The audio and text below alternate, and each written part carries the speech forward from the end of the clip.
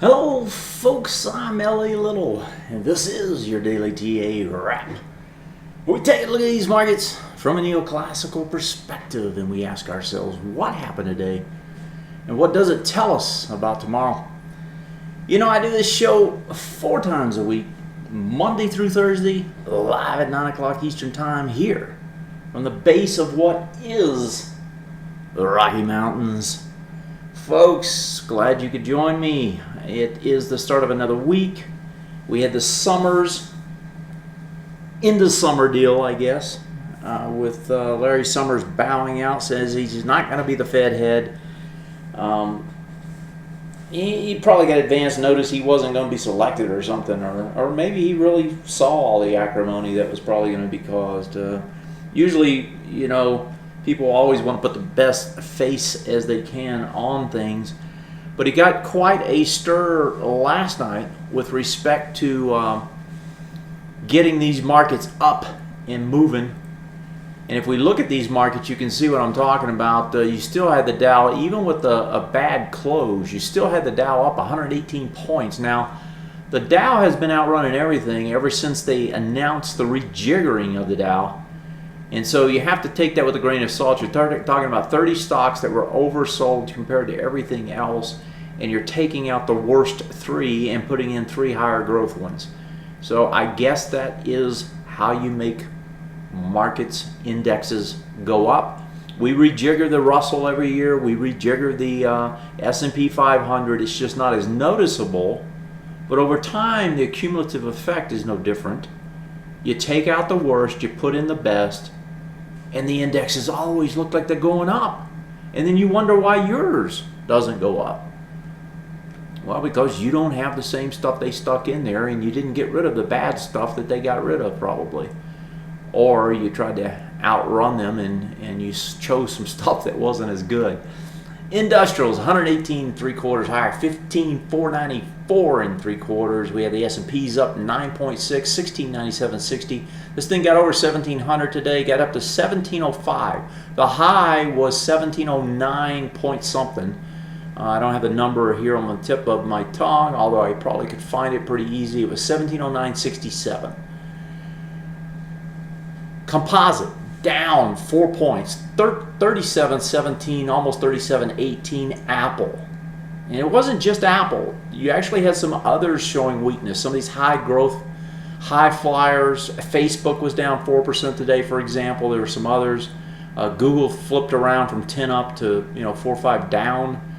I don't know what Microsoft did. I didn't look at it at the end, but you saw a lot of the high growth, high tech, which frankly have been moving this market, trade lower. But the real problem in this market today was Apple. You can see it here on the NDX, down 9.5 on the NDX, 3168.5. Russell up 2, just barely in the green, 105.625. Russell made a new high today at 106.25, all-time high. So I was stroking people over here to tell me what their take was on the market before, over here in the window, before I started, to see what people thought. Because you actually got a nice big push up today. You finished higher. You can see the divergence between the tech and the SPX. And that divergence, especially on the Dow, has been going on for like 3 or 4 bars now, days. But it's a little bit more concerning this time. And let's start looking at the charts, and I'll show you what I'm talking about. Now, it's not as if I want to go out and get bearish, and I don't. But I have to recognize what's going on and how it's trading.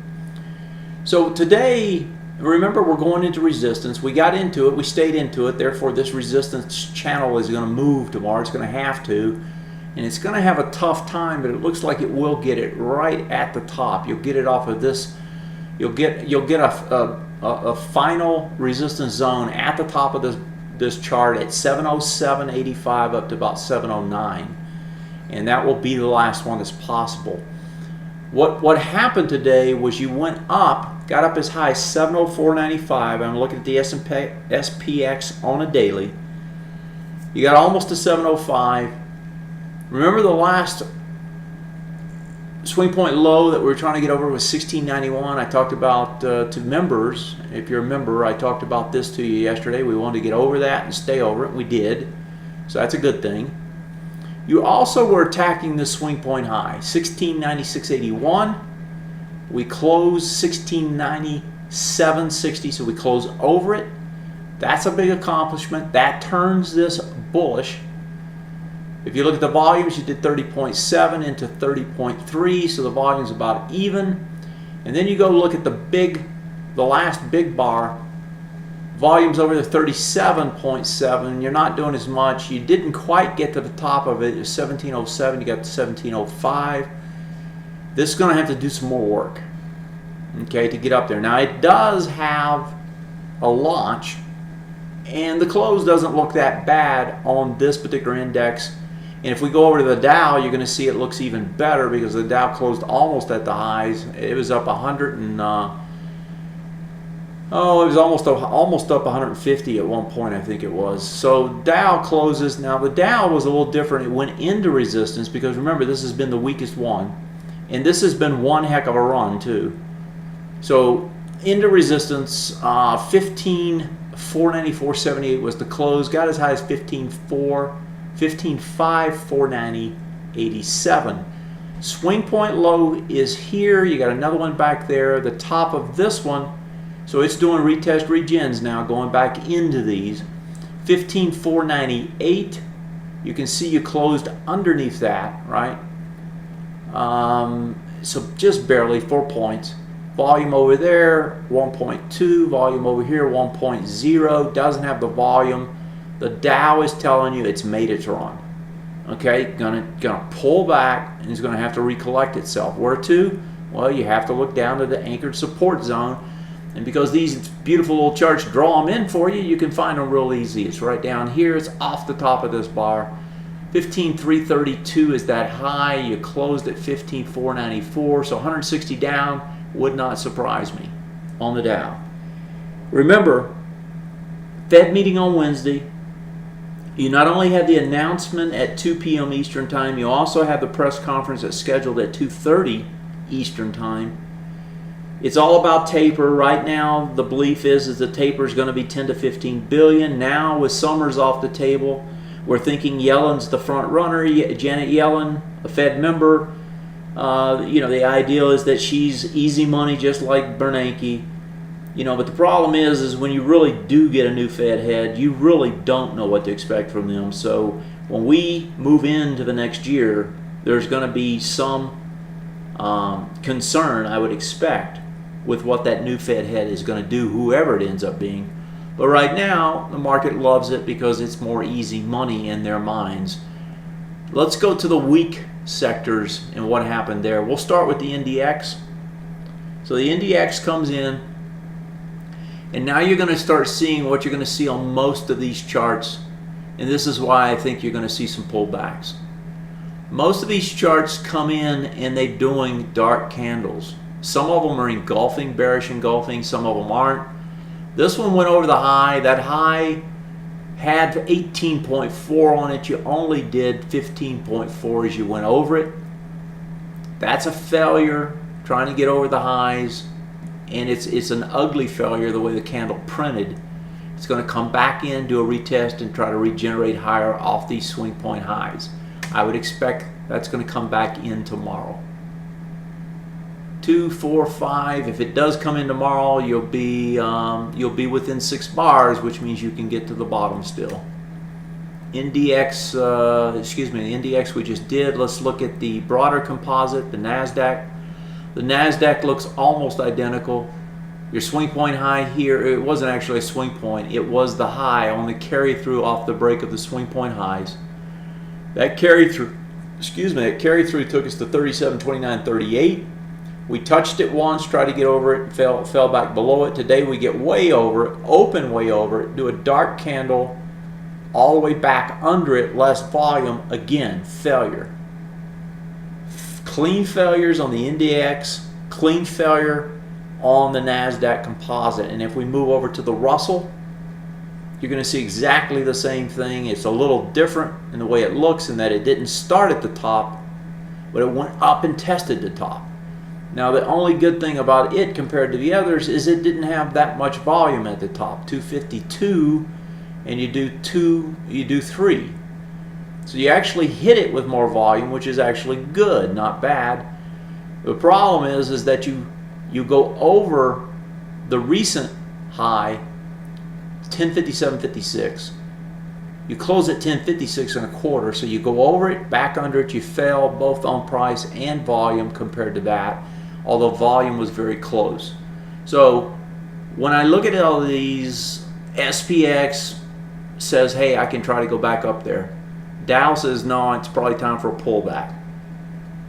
IndexS and the NASDAQ are screaming for a pullback, and the Russell's saying, yeah, I can pull back because I just can't get higher yet. But it's close. Indexes are telling us they're going to come back. You know, the majority of it is telling us that. So even though it's mixed, we're getting enough of a signal in my mind that if I'm trading this, which I always am, I'm wanting to be a little bit more careful than I would have been yesterday. Or I should say Friday. Okay, so let's look at the sectors, right? Because the sectors we know drives the general market. Remember I talked last night, actually, I talked about it trying to come back up in here and test this high. And actually I talked about it on Friday because Friday it did the retest, right, back into here. Didn't have the volume on the downs, you know, on the down move, so you knew it was going to try to work higher. Spikes up, leaves a dark candle. Now here's where you really start getting mixed stuff. Some of these actually kept their ABCD structures today, even with dark candles, which is extremely odd. It's usually not what you see. So 118.26 was this high. It was trying to do an ABCD up off of it. It did not close over it. This one doesn't have the ABCD. This one wants to try to pull back into this bar. Tomorrow the test will be this bar. 118.17, and we closed at 118.09. So we're actually into the bar. This will be a big test tomorrow on the transports. Semiconductors. And you're going to see dark candles across the boards here, every one of them. Now here's one that actually has a bullish ABCD up off a dark candle, which is, as I said, odd. So the key tomorrow in my mind is how does this market open? If this market opens down, gaps down, and can't close the gap, consider what that looks like. If you go back to classical TA, they call that an island reversal. And those are particularly nasty most of the time. And so if you end up with island reversals, that's going to be a nasty little thing up here at the top.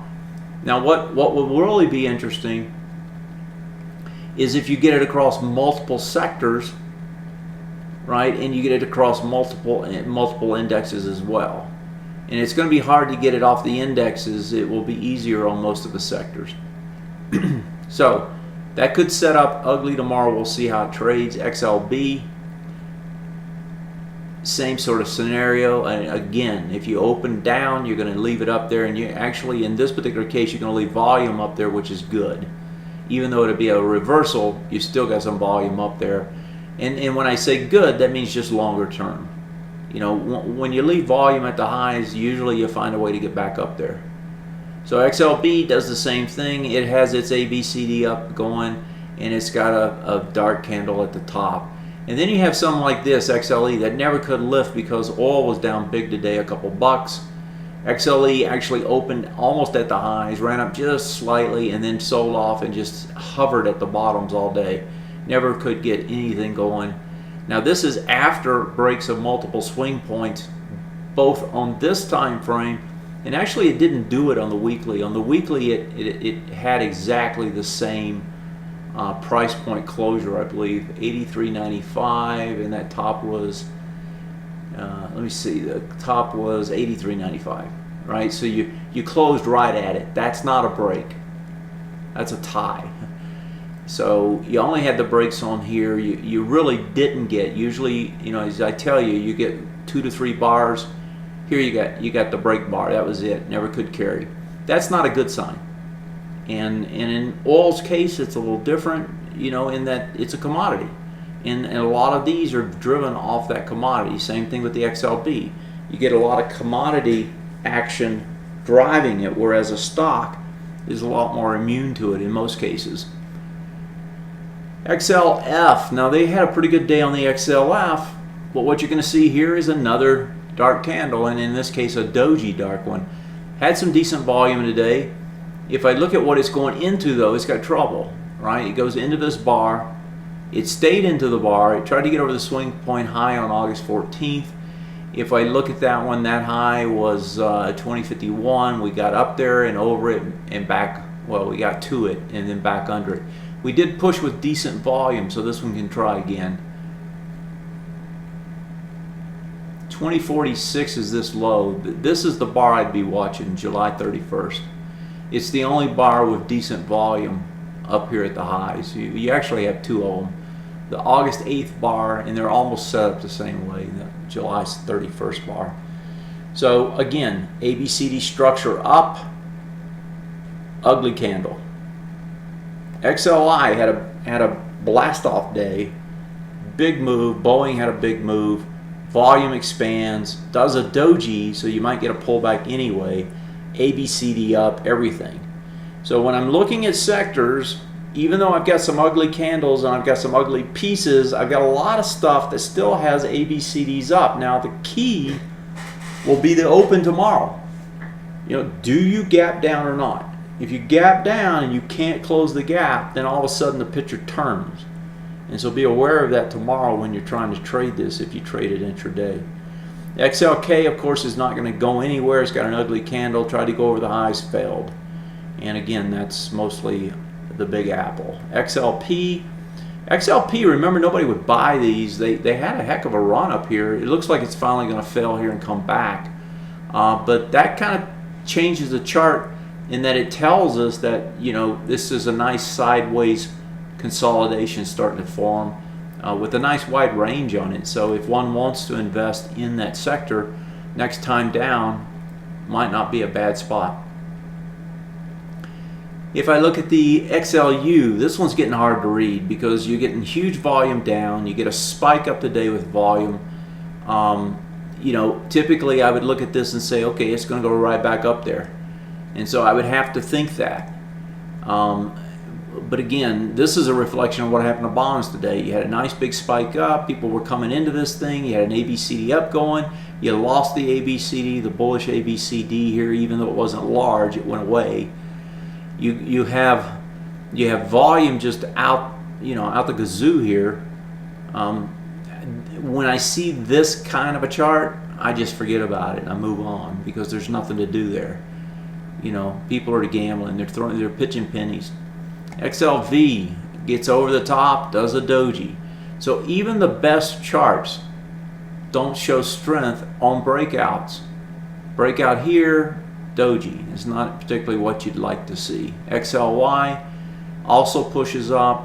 It's going back up into the highs, got over it, back under it, has the volume, has an ugly candle as well. So when I look at the sectors, again, they don't look so bad. They can correct. They can correct themselves tomorrow. What you don't want to see is you don't want to see this market gap down. That would probably be, well, gap down and can't fill it. That would be the ugly situation. So that's what I'd be looking for. Let's see here. I'm going to pop over to the Ox markets and then I'll take a few questions. So one thing that was interesting today was the dollar. The dollar was just getting decimated, and you can see it here on the FXE. The FXE pushes over resistance, gets over this big bar, and then gives it all up, right? Now, just like we're seeing elsewhere, A, B, C, D up as well, right? You got your A point, your B point, you pull back, get a C here, and then you gap up. Looks like everything's hunky-dory. You're going to run a new highs, and then you give it all up. And if I look at the UUP, it's the opposite, right? Looks like they're going to push it down and blow out the bottom, and the next thing you know, you got a nice looking candle going back the other way. So tomorrow and Wednesday, dollar is going to be, of course, driven off of what they expect and what actually happens with respect to the Fed. Same thing with gold.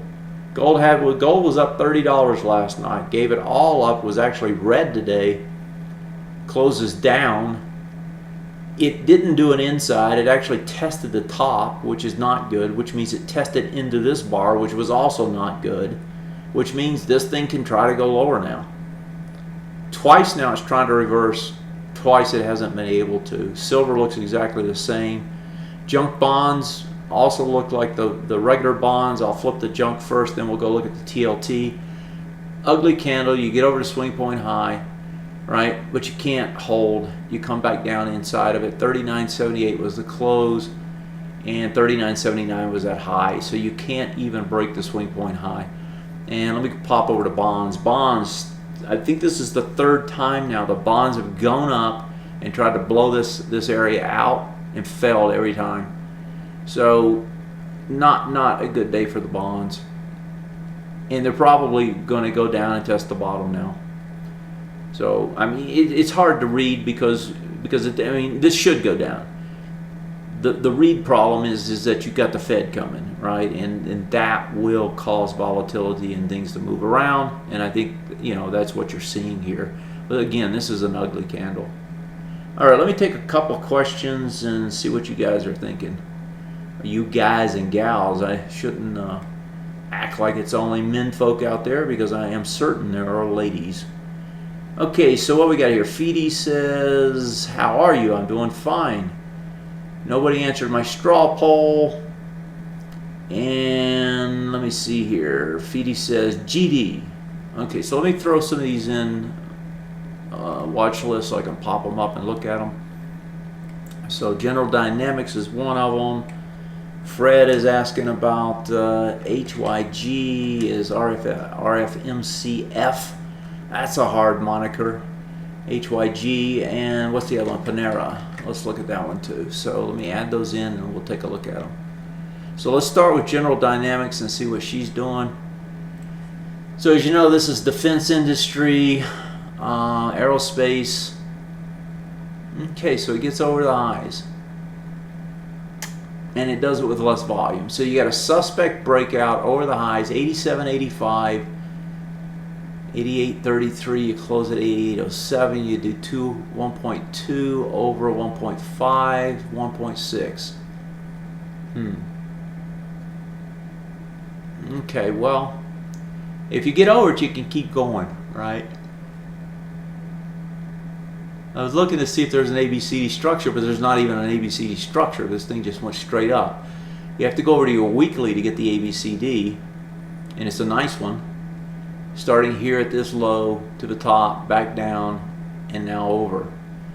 You can see there's really no volume. On the weekly, you got 7.6. Let's go back over here. We did 1.2 times 5. That gives us about 7. Yeah, so you're probably not going to have the volume on the weekly either unless it picks up. This was a hard one, Feedy. I don't know if I'd buy or not. Let's back up for a second. You always have to view the market, the purchases that you make or don't, in the context of what's coming and what the risk is. If I look at market risk and I just look at even this stock, I've run from 82 to 89, almost 90. Okay, so 89. So that's $7. $7 on 82 is 8% or so. So I just went straight up 8%. Do I think that there's more risk to the upside or the downside? Given that the Federal Reserve is going to throw a curve on Wednesday, right? And we don't know if he's throwing a knuckleball, a curveball, a fastball. We don't know what he's throwing. You know, we know the market is running up into the news as a result of the expectation that that tapering will either not be there or be minimal. So that means if we get minimal, then we probably already priced it in. If we get nothing, then maybe we can run a little bit more. If we get more than we expect, we're probably going to get slapped. And so when I look at it from that perspective, you know, I don't want to be buying into that news. You know, I mean, it has to be a very good case, right? Something that I have a very high probability. This is not a very high probability. So from that perspective, no, I would wait. I would wait. If it wants to break out, let it break out, let it come back and buy it there. But given the news structure, with the calendar as it is, no, I'm not buying. Matter of fact, I didn't buy anything today. I mean, other than futures where I was day trading, I just didn't buy. I was selling stuff. Let's look at the next one, Panera. Let's see what she looks like. Maybe she's a special case. Yeah, she is a special case. Stay out of the way. Let's see what it was. So the thoughts here, Panera would be appreciated as a potential buyer. What would have to happen before it is a buy? Okay, so let's see what it looks like.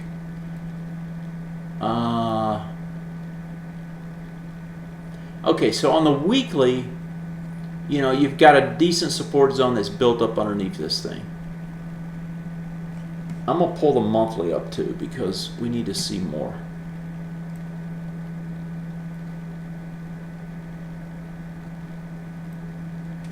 So bring this over and look at the monthly.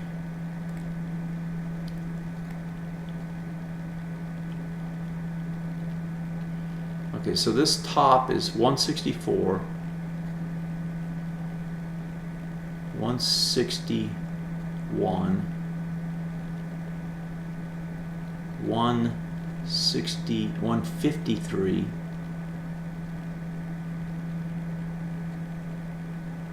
and 165. Okay, so somewhere in the 154 to about 165. Let's go back up here now.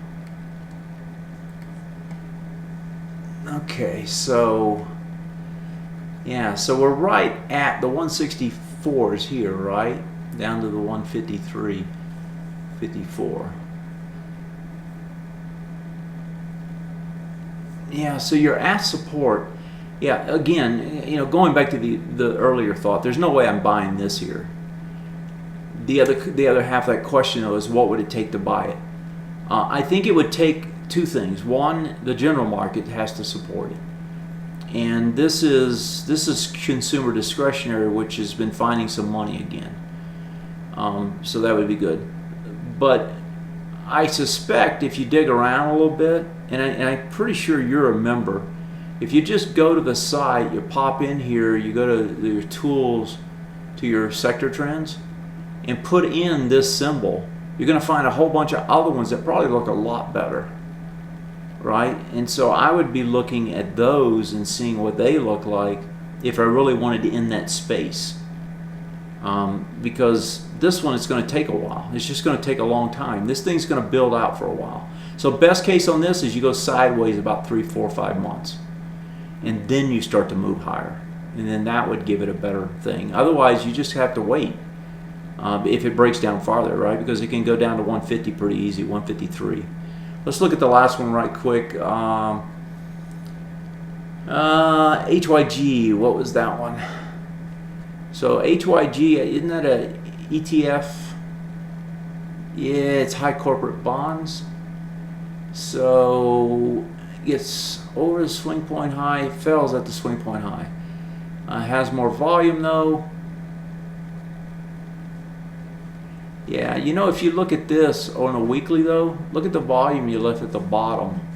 And that's not particularly good. As a matter of fact, if you go over here to the monthly, you can really see it. So again, I wouldn't be stepping into these things either right now. I'd still be waiting. And I see one last comment here on the UNG. That UNG, actually, I was looking at it today. I think it looks pretty good. This thing is starting to set up to try to work higher. So if folks are looking for something, this is a nice pattern that's developing here. Now it has a lot of issues in that you're going to find sellers all the way up. But if you look at the weekly, and I'm trying to pull it up for you here real quick, and I'm looking at the UNL on the weekly, so let me show you that chart. So you can see the break here, you're over the B point, you got a little volume spurt, it's about equal, it's not great, but it's okay. But remember, we tested these lows. We tested them when we couldn't blow them out. So it's telling you got a pretty good bottom down here. So what you're looking for is an opportunity to get long, because moving this can move 60%. And so if you're looking for something that's got some high volatility, this isn't a bad place to look right now. If it can hold that ABCD up and stretch it farther, it's not a bad trade. Folks, I'm going to leave it at that. I appreciate you being there. You tell a friend, tell two. As always, I am L.A. Little. This is and was your daily TA wrap. Have yourself a great night. Take care. Good night.